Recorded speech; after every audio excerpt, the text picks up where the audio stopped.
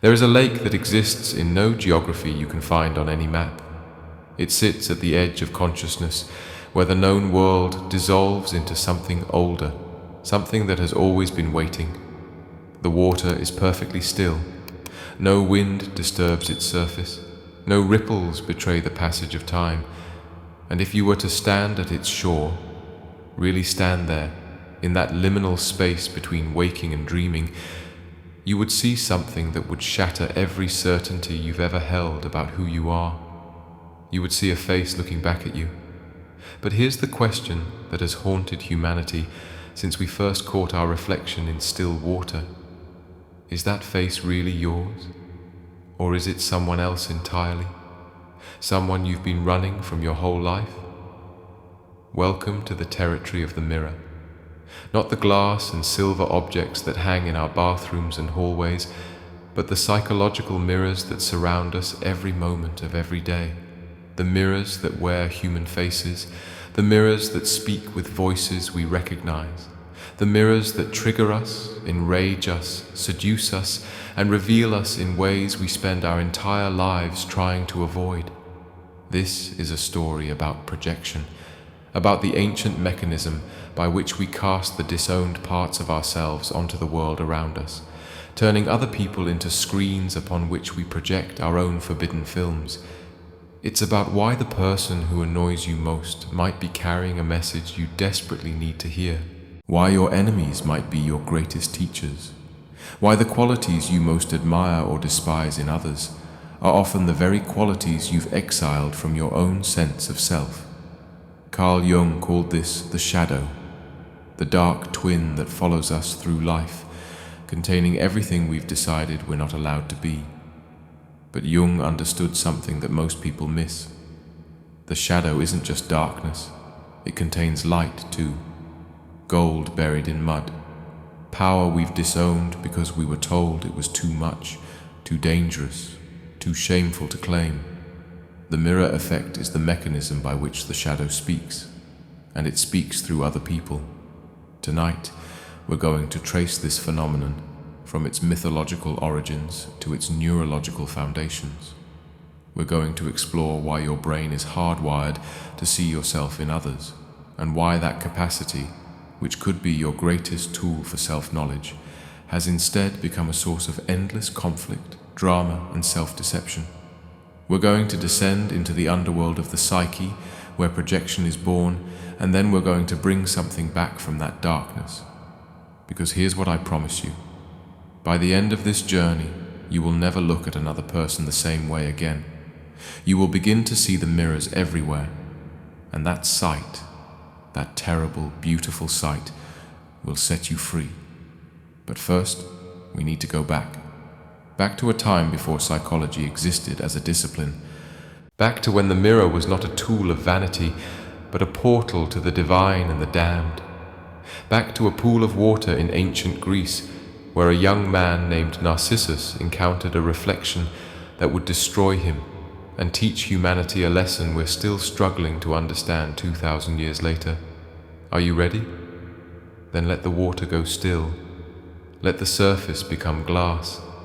And look, what you're about to see might terrify you. It might also save your life. In the beginning, there were no mirrors, not in the sense we understand them today. For hundreds of thousands of years, human beings walked the earth without ever seeing their own faces clearly. They might glimpse a distorted version of themselves in still water, in polished metal, in the wide eyes of another person staring back at them. But they never saw themselves the way we do now, with that strange, almost surgical precision that modern mirrors provide. And yet somehow they understood something about reflection that we've almost completely forgotten. They understood that to see yourself was to risk annihilation. Ancient cultures treated mirrors with reverence and terror. In Greek mythology, to look directly at the Medusa meant instant death, transformation into stone. But Perseus, the hero, defeated her by looking at her reflection in his polished shield. The reflection was safe. The direct gaze was fatal. This wasn't just a clever trick in a story. It was a profound psychological insight encoded in myth. There are things about ourselves we cannot look at directly. We can only approach them obliquely, through reflection, through the mediated gaze.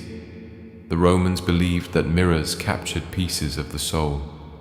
If a mirror broke, it meant 7 years of bad luck, because your soul fragment was shattered, scattered across the material world. Jewish tradition requires covering mirrors in a house of mourning, so that the grieving don't see their own distorted, grief-stricken faces and mistake themselves for ghosts. In Japanese folklore, mirrors were said to be portals to other worlds, the surface a membrane between this reality and something beyond. These weren't superstitions. These were intuitive understandings of a psychological truth. The mirror shows us something that is both us and not us, something familiar and alien at once. Now let me tell you the story of Narcissus, but not the way you've heard it before. Narcissus was beautiful, impossibly beautiful, so beautiful that everyone who saw him fell in love instantly, men and women, nymphs and mortals alike. But Narcissus rejected them all.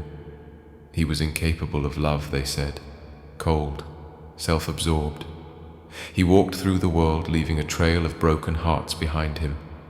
One day, after rejecting the nymph Echo so cruelly that she faded away into nothing but a voice repeating others' words, Narcissus came upon a pool of water, and in that pool he saw a face of such beauty that he fell instantly, irrevocably in love.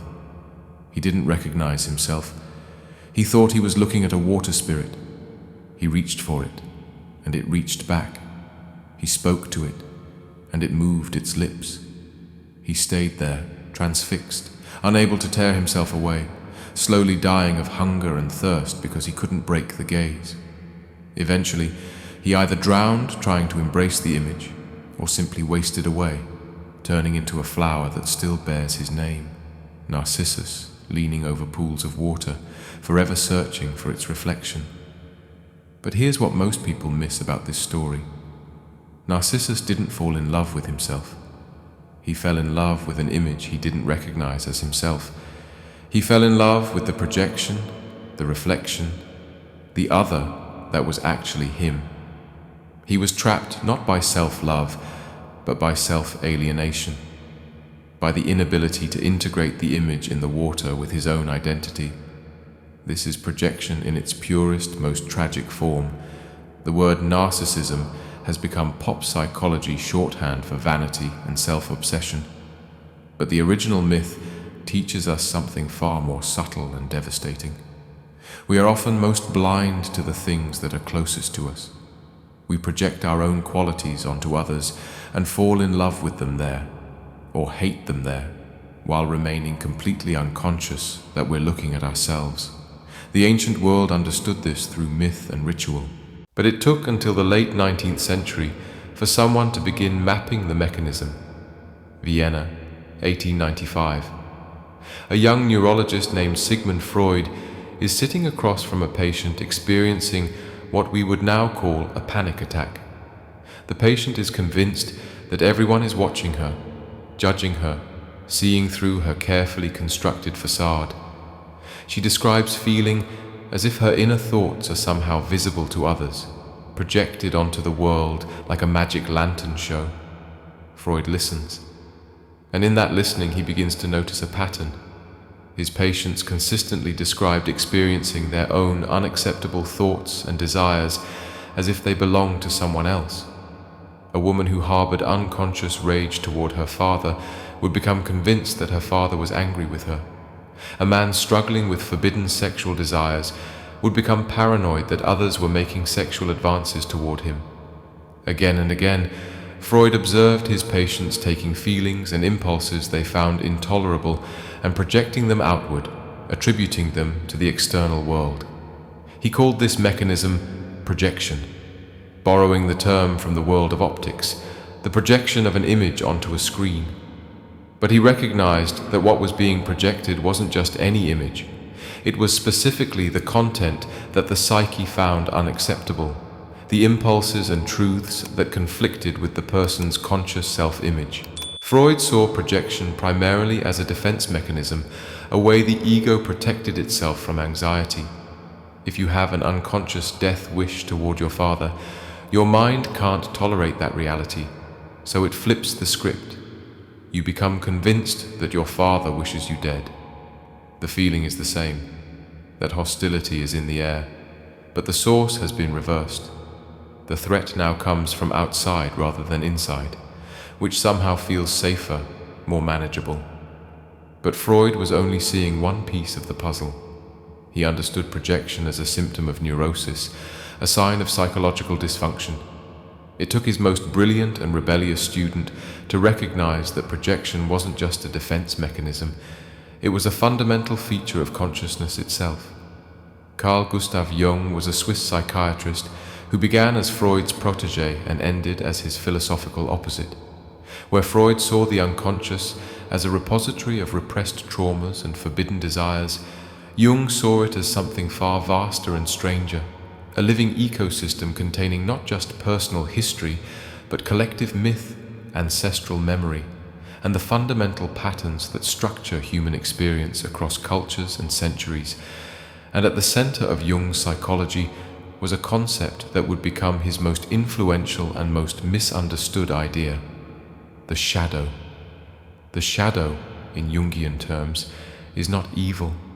It's not the demon lurking in the basement of the psyche. It's simply everything that doesn't fit into your ego's narrative about who you are.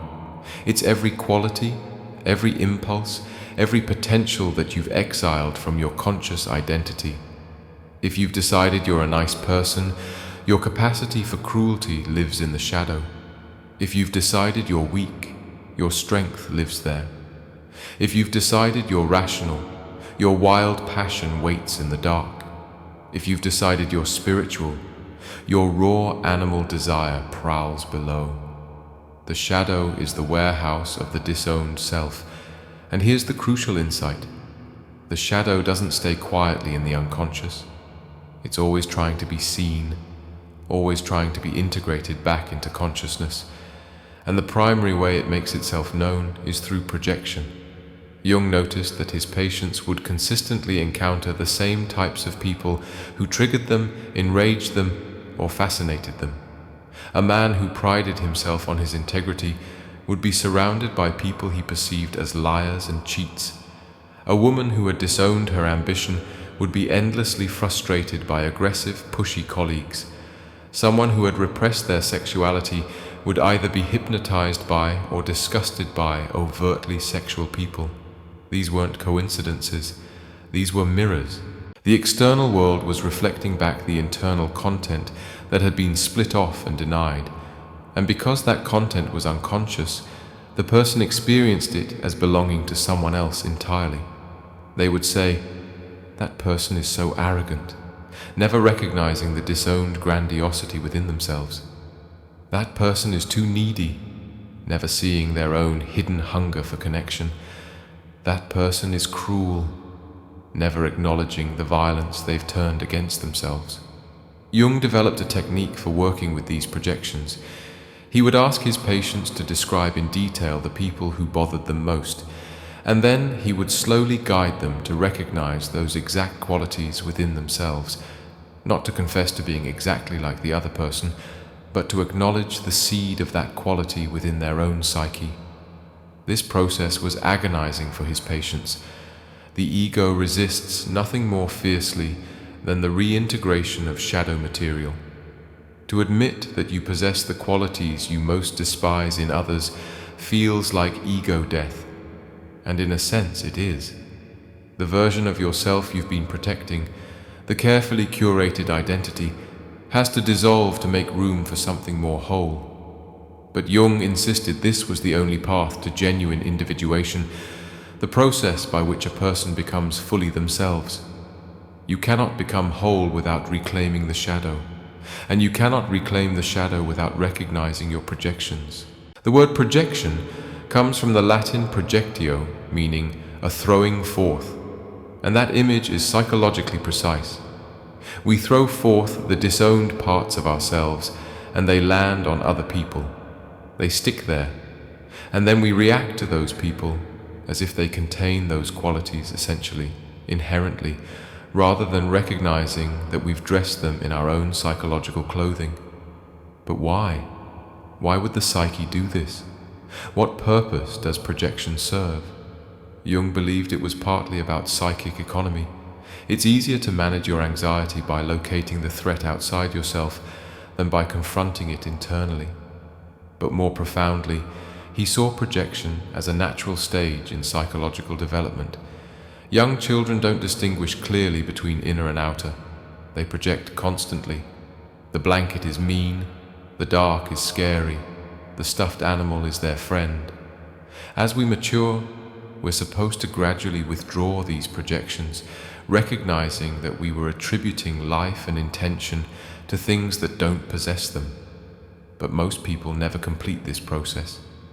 We go through life with a thin, fragile sense of self that's constantly externalizing anything that doesn't fit.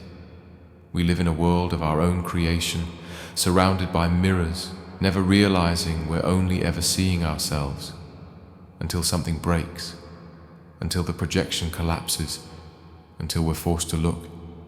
Let me tell you about Sarah. Sarah isn't a real person, or rather, she's every person. She's a composite of patterns I've observed across hundreds of case studies, therapy transcripts, and personal histories. But she's real in the way all psychological truth is real, more real than any single individual, because she represents the universal. Sarah is 34 years old. She has a master's degree, a stable career, and what looks from the outside like a successful life. But Sarah has a problem. She can't maintain relationships. Every romantic partnership follows the same pattern: initial euphoria, gradual disillusionment, and then a catastrophic ending where she discovers that the other person has been, in her words, emotionally unavailable the entire time. "I keep attracting the same type," she tells her therapist. "Cold people, distant people, people who can't actually be there for me." Her therapist, trained in Jungian principles, asks a simple question: "Tell me about your relationship with your own emotions." Sarah pauses. "What do you mean? How available are you to your own emotional life?" And in that moment, the mirror begins to crack. This is where projection becomes tyranny. Not in its existence. Projection is inevitable, a feature of how consciousness works, but in its invisibility. As long as we don't recognize that we're projecting, we're trapped in a hall of mirrors, endlessly reacting to versions of ourselves we don't recognize. Let's map the mechanism more precisely, because understanding how projection works neurologically and psychologically is essential to breaking free from it. When you encounter another person, your brain doesn't simply record objective data about them. That's not how perception works. Instead, your brain takes the raw sensory input, their facial expressions, body language, tone of voice, and runs it through a series of filters shaped by your past experiences, current emotional state, and unconscious content. Neuroscientists call this predictive processing. Your brain is constantly generating predictions about what it's going to encounter, and then it compares those predictions to actual sensory input. Most of what you see is actually your brain's prediction, with only a small percentage coming from direct sensory data. You're not seeing reality as it is. You're seeing your brain's best guess about reality, shaped by everything you've been and experienced. Now add shadow material to this process. Add the qualities you've denied, the aspects of yourself you can't acknowledge. These don't disappear. They become part of the predictive model. Your brain, encountering another person, automatically scans for evidence of these disowned qualities. And because confirmation bias is one of the most powerful forces in human cognition, it finds them. You meet someone new at work. They remind you, in some subtle way, of your critical father. Maybe it's the way they clear their throat before speaking, or the particular cadence of their voice. Your brain, running its predictive model, codes this person as critical authority figure, and from that moment on, everything they say will be filtered through that lens. They offer constructive feedback on your work. You hear it as harsh criticism. They ask a clarifying question. You experience it as judgment. They express concern about a deadline. You feel belittled. The person might be behaving completely neutrally, but you can't see that. You're seeing your projection. You're seeing the image your psyche has thrown onto them. And here's the truly insidious part. You will find evidence to support your projection. The human mind is a genius at pattern matching and meaning making. If you believe someone is critical, you will find criticism in their words. If you believe someone is manipulative, you will interpret their actions as manipulation. If you believe someone is judging you, every glance will feel like condemnation. The mirror shows you what you bring to it. But projection isn't random.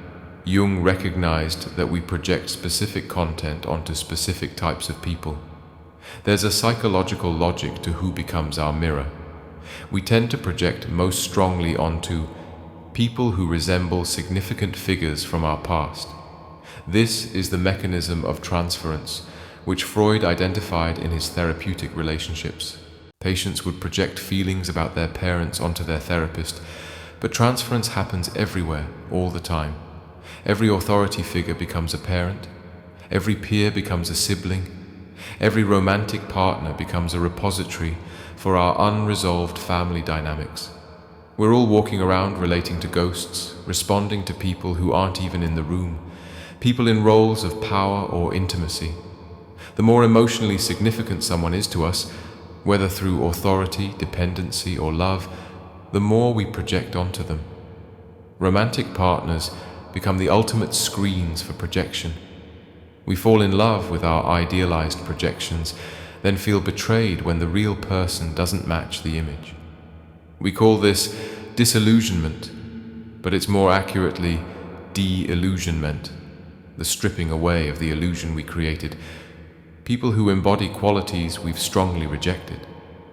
This is the mechanism Sarah was caught in. She had learned early in life that needing others was dangerous, that depending on someone would lead to abandonment. So she buried her own neediness deep in her shadow and developed a fiercely independent identity. Then she projected her disowned need onto her partners, experiencing them as emotionally demanding and unavailable, while being completely blind to her own unavailability. The emotional walls she'd built to protect herself from feeling her own desperate hunger for connection. People who mirror our unlived potential. This is perhaps the most painful form of projection, when we encounter someone living the life we secretly long for, but have convinced ourselves we can't have. The artist who gave up their dreams and now resents every successful creative they meet. The person who suppressed their sensuality and now judges anyone who expresses sexual freedom. The intellectual who learned to hide their intelligence and now feels threatened by anyone who speaks confidently about ideas. These aren't just envious reactions, they're confrontations with the shadow gold, the positive qualities we've buried because we learned they weren't safe to embody. Let me take you deeper into the darkness now, because projection doesn't just cause interpersonal conflict. At scale, it shapes entire societies. It fuels wars, it enables genocide. It creates the machinery of scapegoating that has torn apart communities and nations throughout history. The psychological mechanism is the same, just magnified. A group, just like an individual, develops a collective identity, a sense of who we are, and anything that doesn't fit that identity gets exiled into the collective shadow. Then that shadow content gets projected onto other groups. We see this throughout history with tragic consistency. The Nazi projection of impurity onto Jewish people, a projection of Germany's collective shadow containing everything they couldn't integrate about their own defeat, shame and trauma from World War I. The American projection of savagery onto indigenous peoples, allowing colonizers to commit genocide while maintaining an image of themselves as civilized Christians. The endless religious wars where each side projects evil onto the other, both sides absolutely convinced they represent the good. This isn't abstract philosophy. This is the machinery of mass murder, and it operates through the same mechanism as Sarah's relationship troubles. An inability to recognize that what we're seeing in the other is actually an aspect of ourselves, made intolerable by denial and then cast outward onto a convenient target.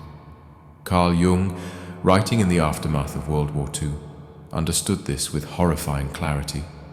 He wrote about the shadow of civilization, all the violence, irrationality, and chaos that the European self-image had denied and buried during the Enlightenment. That shadow didn't disappear. It erupted in 2 world wars, in concentration camps, in the systematic deployment of industrial technology for mass killing. Jung saw that personal shadow work wasn't just a path to individual well-being, it was a moral imperative. Because unintegrated shadow content doesn't stay personal, it leaks out. It infects groups, institutions, nations. And in a world with nuclear weapons and artificial intelligence, with technologies that amplify human intention to global scale, our collective shadows can now threaten the entire species. The mirror isn't just showing you yourself anymore, it's showing us ourselves as a collective. And what we see there might be too terrible to acknowledge. But let's bring this back to the intimate scale for a moment, because that's where transformation actually happens. Not in theories about collective consciousness, but in the specific moment when you recognize a projection and feel it collapse. There's a phenomenon therapists observe called the click, the moment when a patient suddenly sees their projection for what it is. The facial expression changes, the body language shifts. Often there's a sharp intake of breath, sometimes tears. It's a micro-death and a micro-birth happening simultaneously. Imagine, you've spent months complaining to your therapist about your narcissistic boss. You've catalogued his arrogance, his self-centeredness, his complete inability to acknowledge others' contributions. You feel completely justified in your anger. He's obviously the problem. Then your therapist asks, "Can you tell me about a time when you felt proud of yourself?" And you realize you can't. You literally cannot access a memory of healthy pride, of acknowledging your own achievements, of taking up space in a way that feels good. That capacity has been so completely exiled that you can't even imagine it. What if, your therapist says gently, what if your boss is showing you something you need to find in yourself? Not his dysfunction. You're right that his behavior is problematic, but the seed of healthy self-regard that you've made completely unavailable to yourself. And suddenly you see it. The projection. Not that you're narcissistic like your boss, but that you've so completely denied your own healthy grandiosity that you can only encounter it in projected form. And it looks monstrous because it's been distorted by denial. This is the moment when the mirror becomes a teacher instead of a tyrant. But here's the problem. Most people never get to that moment. Most people spend their entire lives in projection, never questioning whether the world they see is actually reality or a house of mirrors reflecting their own psychology back at them. Why? What makes projection so sticky? Why is it so hard to see? First, because projection is self-validating. As I mentioned, confirmation bias ensures that once you've projected something onto someone, you'll find evidence everywhere. The projection creates a perceptual filter that ensures you see what you expect to see. Second, because withdrawing a projection requires ego death. You have to admit you were wrong, not just about the other person, but about yourself. You have to acknowledge that the quality you despised in them exists in you. That's a narcissistic wound, a puncture in your self-concept that the ego will fight against with every defense mechanism it possesses. Third, because we live in a culture that actively encourages projection rather than self-reflection. We have an entire media ecosystem built on externalizing blame. Political discourse is almost entirely projection now, each side seeing the authoritarian impulse, the contempt for truth, the tribal irrationality in the other, while being blind to it in themselves. Social media is a massive projection engine, allowing us to curate identities and then hate everyone who represents what we've left out. We're swimming in collective projection. And when everyone around you is projecting, when the entire culture is a hall of mirrors, it becomes almost impossible to see clearly. Almost. But not quite. Because there's a crack in the mirror. There always is. And if you're brave enough to look through that crack, if you're willing to see what's really there, everything changes. There's a Zen koan that asks, what did your face look like before your parents were born? It's not asking about reincarnation or past lives. It's asking about the self beneath the self, the consciousness that exists prior to all conditioning, all identity formation, all the stories you've been told about who you are and who you're supposed to be. What would you see if you could withdraw every projection, drop every defense, and look at yourself and others with completely clear eyes? This is the work of awakening.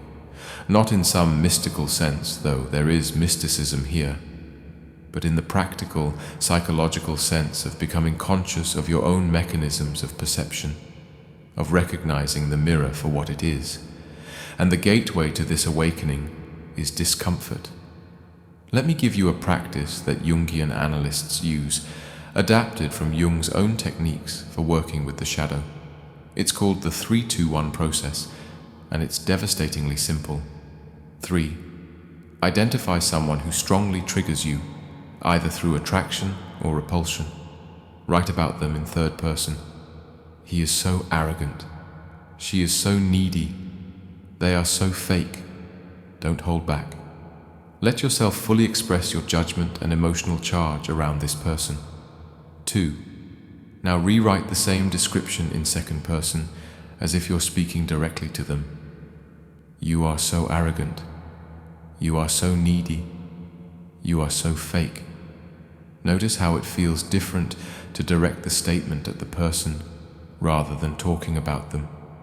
You might feel more aggression or more vulnerability. The emotional charge often intensifies. 1. Now rewrite it in first person. This is where it gets uncomfortable.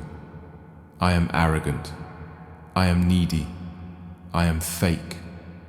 Sit with that statement, not as a confession of being exactly like the person you judged, but as an acknowledgement that this quality exists somewhere in your psyche. Feel into where it might live in you, even if it looks different than how it appears in the other person. This process works because it reverses the direction of projection. It brings the content back home. And when you can do this, when you can genuinely acknowledge that quality I see in you also exists in me, something miraculous happens. The emotional charge drops away. Not completely perhaps, but significantly. Because the charge wasn't really about the other person. It was about your disowned relationship with that quality in yourself. Once you've reintegrated it, once you've acknowledged it as yours, the other person stops being a screen for your projections. You start to see them more clearly, and paradoxically, you also become more genuinely empowered to set boundaries or address real problematic behavior, because you're not conflating their actual behavior with your projected content. But let's go deeper. Let's talk about what happens neurologically during this process of withdrawing projections. Recent neuroscience research using fMRI scans has revealed something fascinating about self-perception and other perception. When you think about yourself and when you think about people who are close to you, the same regions of the brain activate, particularly the medial prefrontal cortex, which is associated with self-referential thinking. In other words, your brain doesn't maintain a clear boundary between self and intimate others. The neural representation of you overlaps significantly with the neural representation of me. We are quite literally entangled at the level of neural architecture. This explains a lot about projection. Your brain is already primed to blur the boundary between self and other. In infancy, you experienced no separation at all.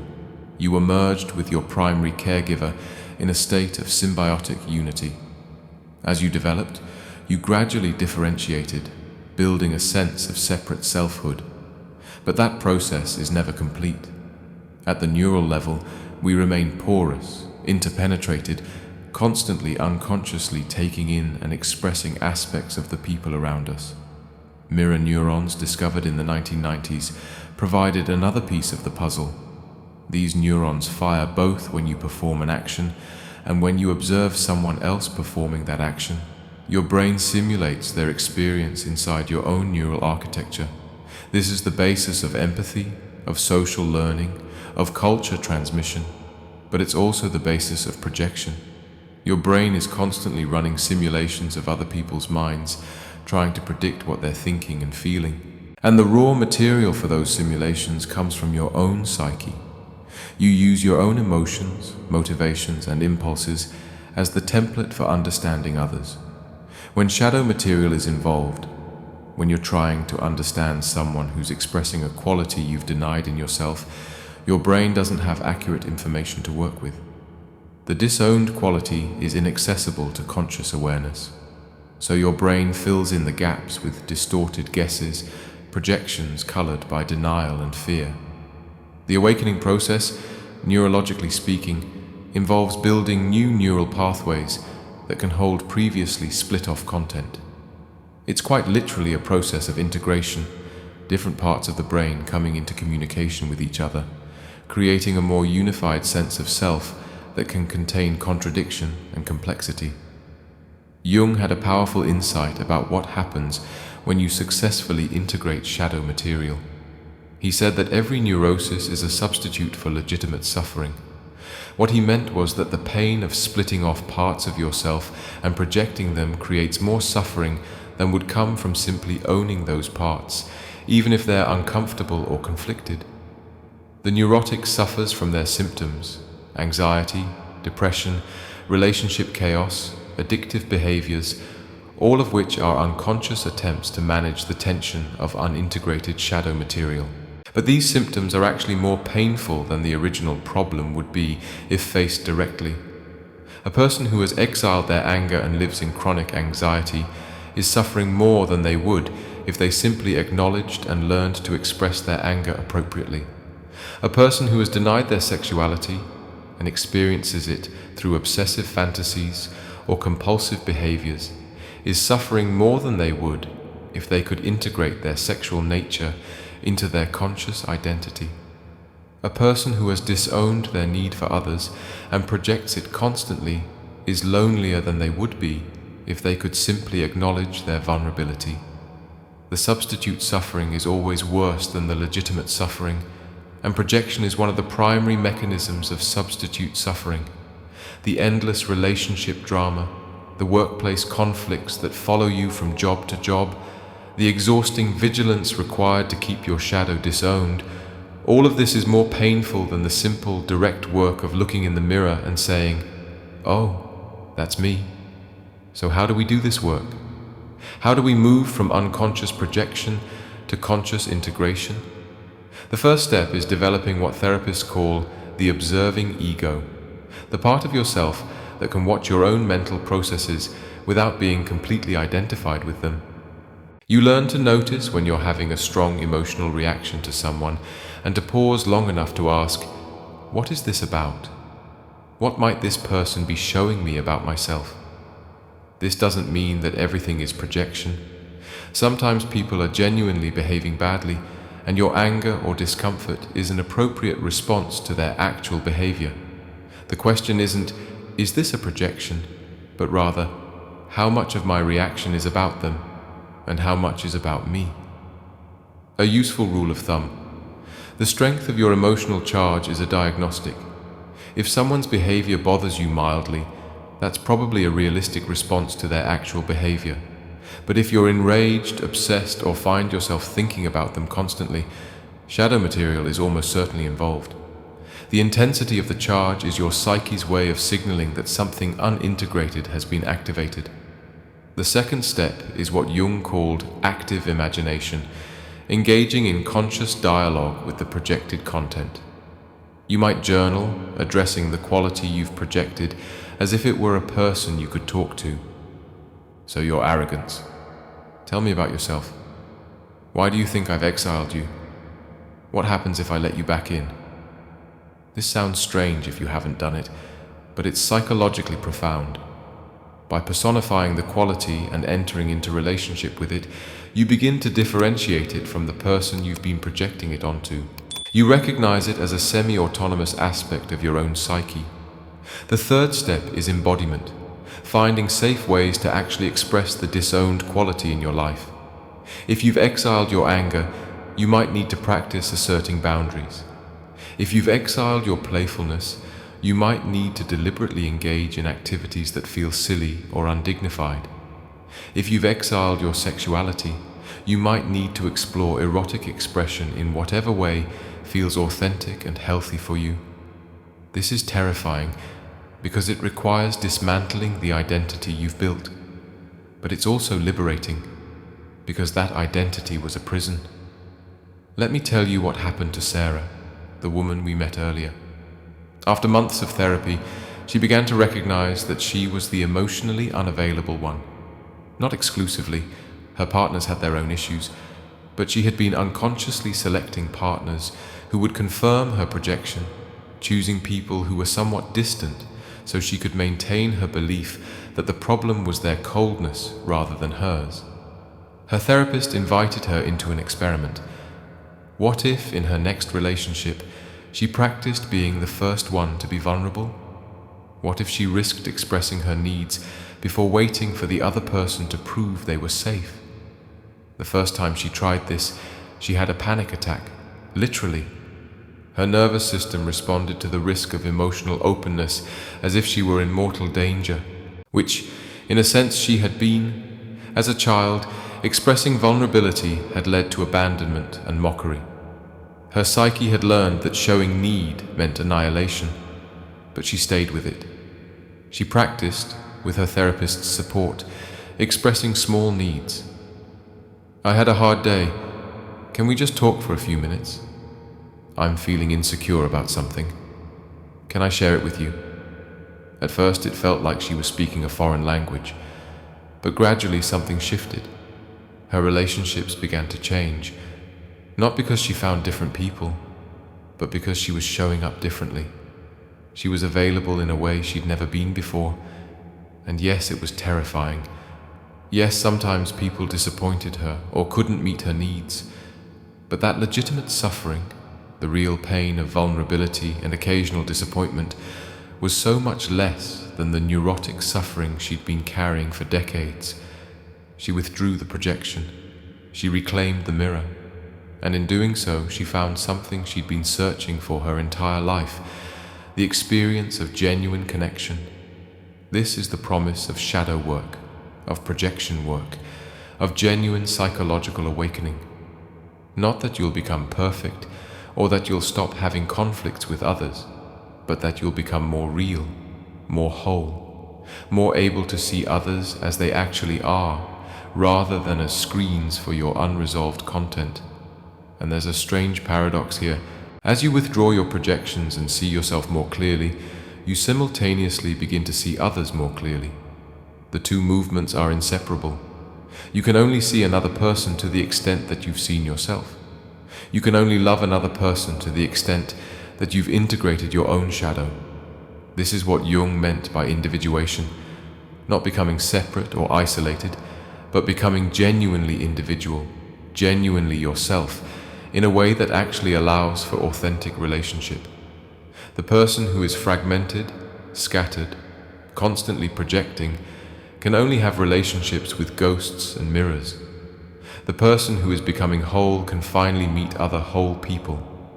And that meeting, that genuine encounter between two people who have done enough shadow work to see each other clearly, is one of the most extraordinary experiences available to human consciousness. It's what Martin Buber called the I-thou relationship, as opposed to the I-it relationship, where you treat the other as an object or a projection screen. This is what we're all hungry for, whether we know it or not: to be seen, to see, to recognize and be recognized. The mirror stops being a source of distortion and becomes a source of truth. We began this journey at a lake. that mythological space where Narcissus encountered a reflection he didn't recognize as himself. Let's return there now, but with different eyes. You're standing at the shore. The water is still, and yes, there's a face looking back at you. But now you know what you're seeing. You see all the qualities you've denied, the anger you pretended not to have, the neediness you swore you'd outgrown, the arrogance you projected onto others, the cruelty you couldn't admit, the grandiosity you've been hiding, the weakness you've been compensating for, the desire you've been repressing.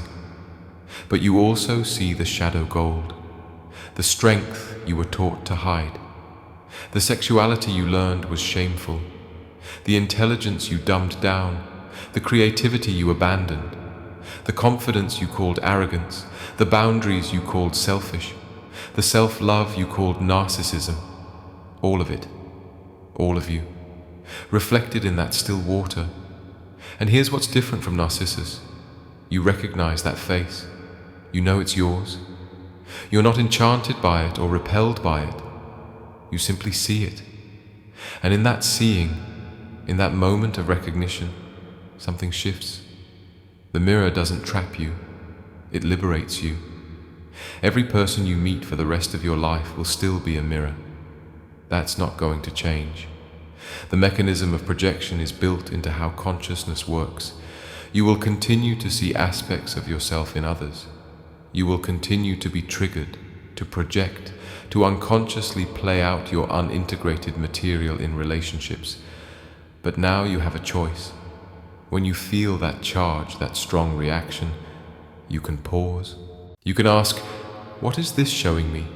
What part of myself am I seeing in this person? You can do the work of withdrawing the projection, reclaiming the disowned content, integrating what's been split off. This doesn't make you perfect, it makes you conscious. And consciousness, as Jung understood, is the only real freedom we have. We live in a time of extraordinary collective projection. Our politics are almost entirely driven by shadow dynamics, each tribe projecting their disowned authoritarian impulses, their disowned irrationality, their disowned contempt onto the other side. Our social media feeds are carefully curated to reflect only what we want to see, creating echo chambers that reinforce our projections. Our entertainment, our news media, our advertising, all of it is structured to keep us in projection, to keep us externalizing, to prevent the uncomfortable work of looking inward. And yet, paradoxically, we also live in a time of unprecedented tools for self-knowledge. We have psychology, neuroscience, contemplative practices from every wisdom tradition, therapeutic modalities, communities of practice. We have, if we choose to use them, the resources to break free from the hall of mirrors. The question is, will we? Will you? Because the stakes couldn't be higher. We're facing challenges that require clear seeing: climate catastrophe, AI alignment, nuclear proliferation, systemic inequality. We cannot solve these problems while we're mired in projection. We cannot see reality clearly enough to respond wisely if we're constantly reacting to our own shadows reflected back at us. The work of withdrawing projections, of integrating the shadow, of seeing clearly, this isn't self-indulgent navel-gazing. It's the most urgently practical work available to us. Every person who does this work makes the collective consciousness a little less fragmented. Every projection withdrawn makes the whole system a little more coherent. You might think you're just working on your relationship issues or your workplace conflicts, but you're actually participating in the evolution of consciousness itself. So here's my invitation to you. Pay attention to your triggers. They're not annoyances to be gotten rid of. They're messages from your unconscious, showing you exactly where your work is. Every person who irritates you is a teacher. Every quality you despise in others is knocking on the door of your awareness, asking to be integrated. Practice the 3-2-1 process. Take your judgments from third person to second person to first person. Feel the discomfort of owning what you've projected. That discomfort is the growing pain of consciousness expanding. Find people who can see you clearly, therapists, coaches, honest friends who won't collude with your ego's defenses. We can't see our blind spots alone. We need others to reflect back to us what we're missing. But choose those others carefully. Not everyone is capable of that level of honesty and compassion, and be patient with yourself. This is lifelong work. You will continue to project. You will continue to get caught in the mirror. But each time you recognize it, each time you withdraw the projection and reclaim the disowned part, you're becoming more whole, more real, more capable of genuine encounter with reality and with other people. There's a beautiful teaching from the Tibetan Buddhist tradition. They say that the enlightened being sees Buddha nature in everyone they meet. Not because everyone is perfect, but because they've reclaimed their projection so completely that they no longer mistake their own shadows for the nature of others. They see the fundamental consciousness that animates all beings beneath the overlay of personality and psychology. That's the end point of this journey. Not that you become perfect, but that you see clearly. Not that others stop triggering you, but that you recognize what's yours and what's actually theirs. Not that the mirror disappears, but that you finally understand what it's reflecting. And when you reach that clarity, even for a moment, even imperfectly, you'll find yourself standing at the edge of that mythological lake one more time. But now, when you look into the water, you won't see Narcissus drowning in his own reflection. You'll see yourself whole, awake, free, and the face looking back at you will smile. Not because everything is resolved, but because you finally recognize who you've been all along, beneath every projection, every defense, every story you told yourself about who you're supposed to be. You'll see the consciousness that's been looking out through your eyes since before you were born. The awareness that will still be here when every identity dissolves. The presence that has been waiting patiently for you to stop projecting and start seeing. And in that recognition, you'll understand the deepest secret of the mirror. There was never anyone else in the reflection. There was only ever you, meeting yourself again and again in every face you've ever encountered. Welcome home. Thank you for taking this journey with me. If this exploration resonated with you, I invite you to sit with the questions it raised. Notice your projections in the coming days. Ask yourself, who in my life is reflecting something I need to reclaim? What qualities do I judge most harshly in others? Where is my shadow asking to be seen? The work continues. The mirror is always there, always ready to teach you. All you have to do is look. Until we meet again in these spaces between waking and dreaming, where the deepest truths about consciousness reveal themselves, stay curious, stay courageous, and keep looking into the depths. This is Echoes of the Ancients, reminding you that the wisdom you seek has always been closer than you think.